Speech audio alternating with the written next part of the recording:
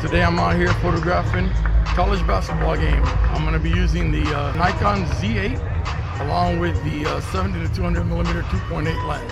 I'm going to be using the record button as my DX mode, where I go ahead and crop in. That will get me to 280 millimeters. I've also brought the 1.4 extender with me, but don't know if I'll have an opportunity to use that, as my goal is to try to keep that shutter speed as close to 2,000th of a second as possible. I will try to get the white balance to look good, but I know that I can go back and fix it in RAW. The main reason I'm shooting in RAW is that I want to be able to go ahead and use the noise reduction in Lightroom to go ahead and process these images and take care of the noise. The presentation of the colors, we welcome the colors, performance colors, and others.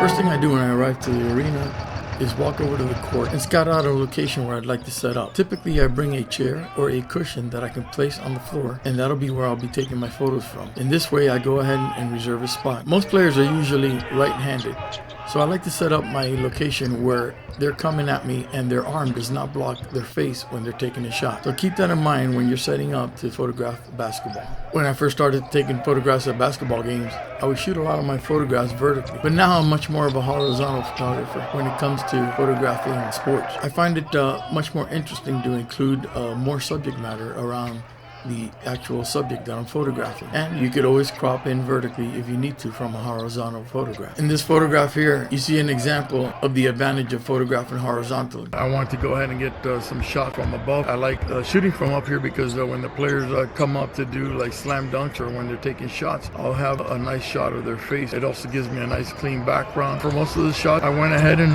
used the crop factor or the APS-C mode on the Nikon Z8.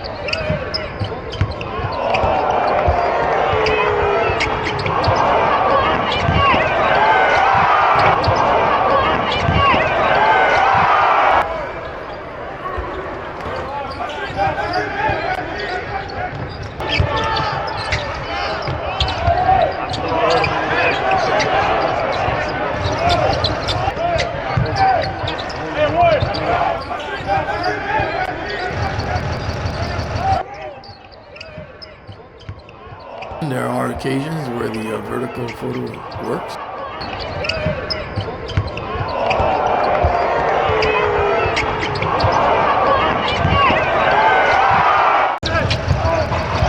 I love this image and the fact that I was able to capture the entire sequence of the player coming up to take his shot. I love everything that's going on around it.